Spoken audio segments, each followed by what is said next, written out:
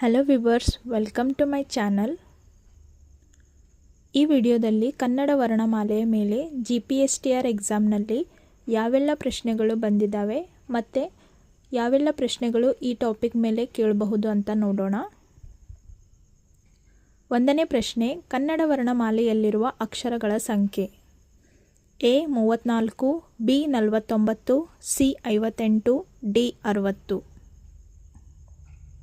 ಸರಿಯಾದ ಉತ್ತರ B 49. ಎರಡನೇ ಪ್ರಶ್ನೆ, ಸ್ವತಂತ್ರವಾಗಿ ಉಚ್ಚಾರ ಮಾಡಲಾಗುವ ಅಕ್ಷರಗಳಿಗೆ ಏನೆಂದು ಕರೆಯುವರು?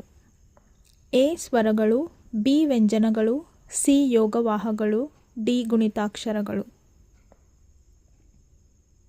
ಸರಿಯಾದ ಉತ್ತರ A ಸ್ವರಗಳು. ಮೂರನೇ ಪ್ರಶ್ನೆ, ಕನ್ನಡ ವರ್ಣಮಾಲೆಯಲ್ಲಿರುವ ಸ್ವರಗಳ ಸಂಖ್ಯೆ. A 16, B 18, C 13, D 9.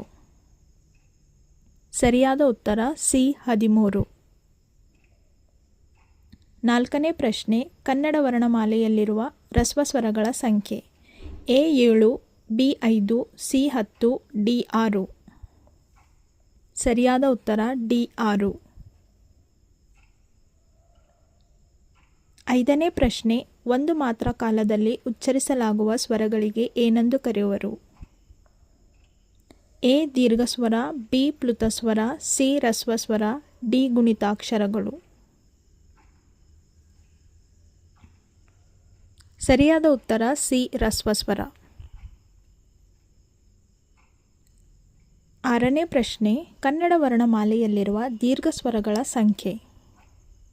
A 12, B 7, C 2, D 15.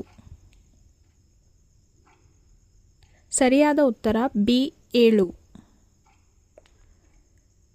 ಏಳನೆಯ ಪ್ರಶ್ನೆ, ಕನ್ನಡ ವರ್ಣಮಾಲೆಯಲ್ಲಿರುವ ವ್ಯಂಜನಗಳ ಸಂಖ್ಯೆ.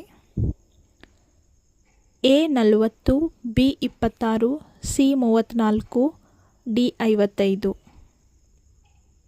ಸರಿಯಾದ ಉತ್ತರ C 34. ಎಂಟನೇ ಪ್ರಶ್ನೆ, ವರ್ಗೀಯ ವ್ಯಂಜನಗಳ ಸಂಖ್ಯೆ. A 25, B 20, C 22, D 30. ಸರಿಯಾದ ಉತ್ತರ A 25. ಒಂಬತ್ತನೇ ಪ್ರಶ್ನೆ, ಅವರ್ಗೀಯ ವ್ಯಂಜನಗಳ ಸಂಖ್ಯೆ. A 4, B 6, C 10, D 9. ಸರಿಯಾದ ಉತ್ತರ D 9. ಹತ್ತನೇ ಪ್ರಶ್ನೆ, ಅನುಸ್ವಾರ, ವಿಸರ್ಗ ಇವು. ಇದು GPSTR ಎಕ್ಸಾಮ್ನಲ್ಲಿ ಬಂದಿದೆ. A ಯೋಗವಾಹಗಳು, B ಸ್ವರಗಳು, C ಸಂಧ್ಯಾಕ್ಷರಗಳು, D ಗುಣಿತಾಕ್ಷರಗಳು. ಸರಿಯಾದ ಉತ್ತರ A ಯೋಗವಾಹಗಳು. 11ನೇ ಪ್ರಶ್ನೆ ಕೂಡ GPSTR ಎಕ್ಸಾಮ್ನಲ್ಲಿ ಬಂದಿದೆ. ಕನ್ನಡ ವರ್ಣಮಾಲೆಯಲ್ಲಿರುವ ವರ್ಗೀಯ ವ್ಯಂಜನಗಳ 1ನೆಯ ಮತ್ತು 3ನೆಯ ಅಕ್ಷರಗಳು.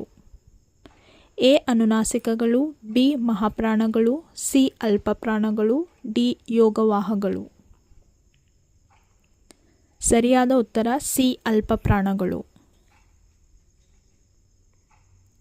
12ನೇ ಪ್ರಶ್ನೆ, ಕನ್ನಡ ವರ್ಣಮಾಲೆಯಲ್ಲಿರುವ ಅನುನಾಸಿಕಗಳ ಸಂಖ್ಯೆ. ಇದು ಕೂಡ GPSTR ಎಕ್ಸಾಮ್ನಲ್ಲಿ ಬಂದಿದೆ. A 5, B 9, C 13, D 25. ಸರಿಯಾದ ಉತ್ತರ A 5. 13ನೇ ಪ್ರಶ್ನೆ, ಕನ್ನಡ ವರ್ಣಮಾಲೆಯಲ್ಲಿರುವ ಯೋಗವಾಹಗಳ ಸಂಖ್ಯೆ. ಇದು ಕೂಡ GPSTR ಎಕ್ಸಾಮ್ನಲ್ಲಿ ಬಂದಿದೆ. A 13, B 5, C 9, D 2. ಸರಿಯಾದ ಉತ್ತರ D 2. 14ನೇ ಪ್ರಶ್ನೆ ಕೂಡ GPSTR ಎಕ್ಸಾಮ್ಗೆ ಬಂದಿದೆ. ಇವು ಅನುನಾಸಿಕ ಅಕ್ಷರಗಳು. ಆಪ್ಷನ್ಸ್ಗಳನ್ನು ನೋಡಿ. ಸರಿಯಾದ ಉತ್ತರ C ಆಪ್ಷನ್. ಈ ವಿಡಿಯೋ ನಿಮಗೆ ಇಷ್ಟ ಆದರೆ ಲೈಕ್, ಶೇರ್ ಮತ್ತು ಸಬ್ಸ್ಕ್ರೈಬ್ ಮಾಡಿ. Thanks for watching.